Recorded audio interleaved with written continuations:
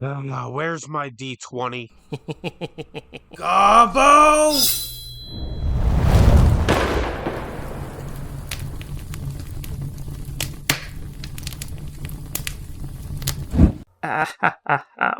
Worth it. Hello and welcome to another episode of Gobbo's Guides. This time we'll be talking about my favorite character type, the comedy relief character, a key staple to lighthearted fun or the ruining of fun at the table. There is a correct way and an incorrect way to play one of these characters, and by the end of the video, hopefully you'll have learned how to do it right. We'll start by doing this in 3 steps. Step 1, examples. A key staple in any form of media or team that you'll see is always at least 1 or 2 comedic relief characters. From Scanlan and Grog in Vox Machina, Deadpool in all of his movies, or Beast Boy and Cyborg in Teen Titans. All comedic relief characters that fit very well in their forms of media do a few key things in order to make them successful. Hey, get out of the way, get out of the way. I got something I gotta say real quick. Alright, so, while we're on this topic, let's compare Beast Boy and Cyborg from Teen Titans in the 2003 show and then the new garbage that came out. The thing that made them so lovable in the original media is that they have depth to their character, and as the show went on, they still developed. They were always joking around and goofing around with each other, but when the time came to it, they were serious, and they were there for their team. They also brought a sense of lightheartedness to a show that had some dark undertones, especially when you look at characters like Robin and Raven. They were both very dark characters with very serious undertones to them, especially for a cartoon kids show. As you go through the show, you can see moments where they bring joy back to the serious characters. They let them be young teens again, and as you're watching the show, they are the reason why Robin does not become fully like Batman, obsessed with vengeance and not willing to work with the team. They are there to pull him out of that darkness before he ever reaches that point. Then you have Raven, who struggles with a constant battle against her demons, inner and outer with her father. Beast Boy serves as an anchor point for her, to keep that side from taking over. The characters themselves, they do face struggles as well, where they get their own serious moments. Cyborg struggles with the fact that he is no longer human. He doesn't get to experience the things that he used to, and he is still developing as a character, even though he's a goofy robot guy. Then you have Beast Boy, who, as you watch the show, literally uses humor as a coping mechanism.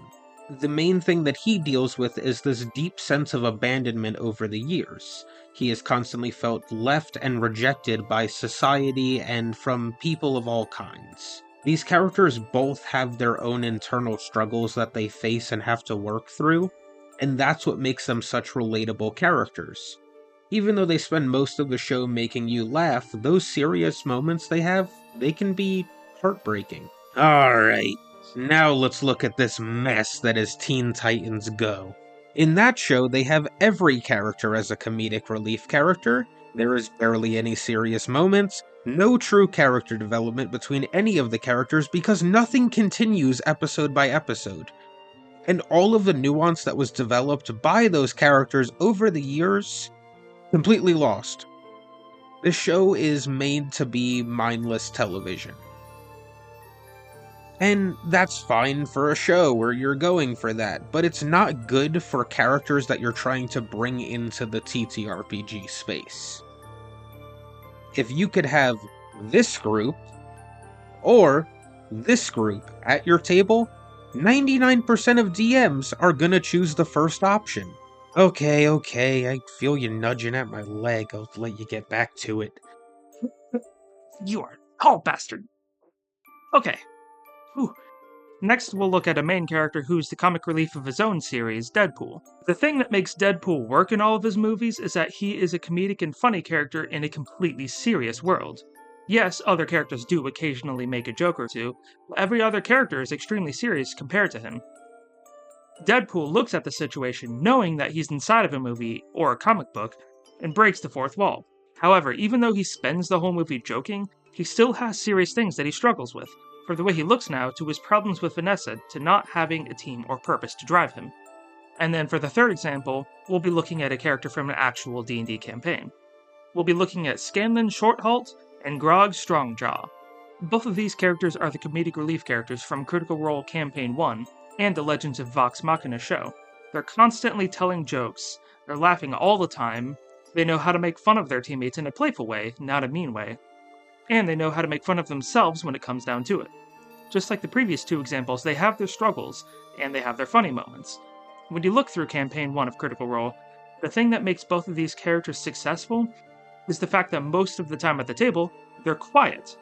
They're not interrupting other people when they play. They wait for the right timing when they joke around. They both play into the cliche of dumb barbarian and horny bard, and there's nothing wrong with playing into that.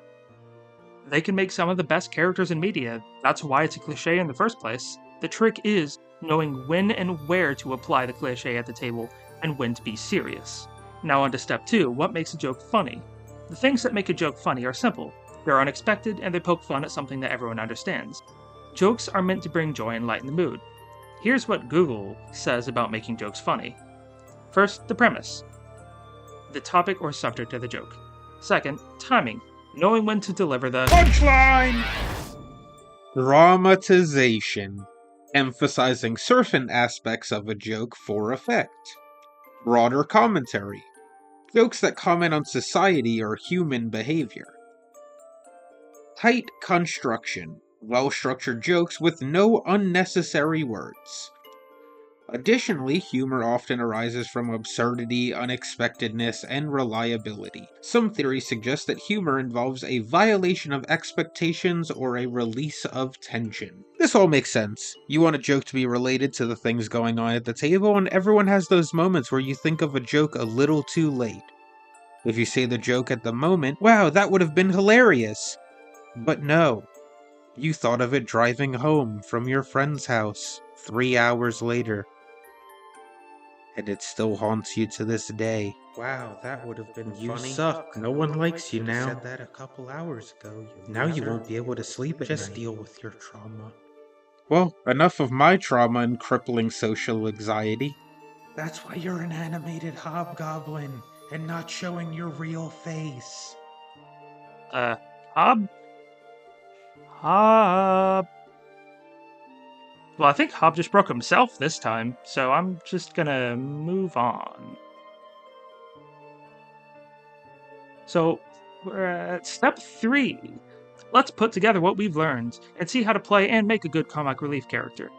The first key part is making a character that has a goofy concept to them that you can kind of play into, and one that will be fun at the table. Now, this will be different for every person, so it could be a character who has a weird quirk. Not you, I swear to God, Deku, if you don't leave right now, I will kick your ass worse than Bakugo did through your entire childhood!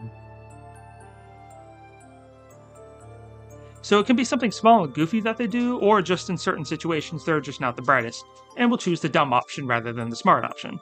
The caveat to these things is that if you do something that's going to harm your character, make sure it's just your character and not the entire party.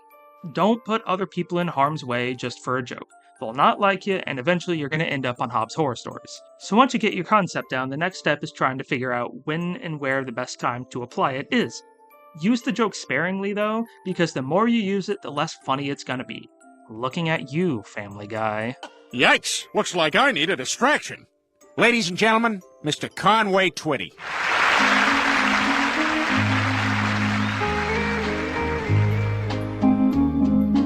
Another part to the character is consistency. If you play a dumb character, they're always gonna be dumb, not just when it's convenient to make a joke. Otherwise, you're a dick who just plays dumb in order to make your party miserable. Whoa, what's happening? What's happening? Where am I? Oh, hey, are you good? You kinda blanked out for a bit there. Yeah, I'm back. I could do the next part. Alright, but we're taking turns. No more violence. I'm on like 2 health, and we goblins only have 7 to begin with. Like, you've already broken like half of my ribs, man. Come on. The next key piece is character development. Grow as the story goes on. If you are a dumb, rude, brutish barbarian, maybe the wizard in the group, with his fun books, teaches you to read. The cleric teaches you manners, and the bard teaches you how to charm the pants off of a dragon. And they don't even wear pants. Now sure, you slip up from time to time, but your character is now developing into one of the greats. Memories of your developing character will make the memories of dumb things he did even more hilarious. Key part number 4. Oh, look at that. Just one more. Everyone should be in on the joke. Don't play a grim, sarcastic, or rude asshole when no one at your table knows if you're joking or not. No one likes those characters. No one will want to play with you. It only works on TV because they follow a script and have no choice. However, if you come to our table with Mr. Douchebag and I wasn't informed of this, you can take your wife beater and go home to have a sad circle jerk with your stuffed animals. The final key piece is simple. Make sure you fit. And not in the literal sense. A modern-day dude in a fantasy setting can be funny. Make sure you fit into the party. Make sure you fit into the DM's world. And make sure you fit at the table. At the end of the day, the game is about having fun. So make sure that you playing your character isn't ruining the fun of someone else at the table. I hope this was helpful for everyone and that you can make some awesome comedic relief characters. If you want, comment down below and tell us your favorites. We love to hear people's stories. Also, if you want to communicate and join our little goblin community, we just recently made a Discord server. The link to it can be found in the description below and in our bio on the channel. So come check out the Goblins Grotto, and we hope to see you there. Till then, thank you for watching Goblins and Gremlins.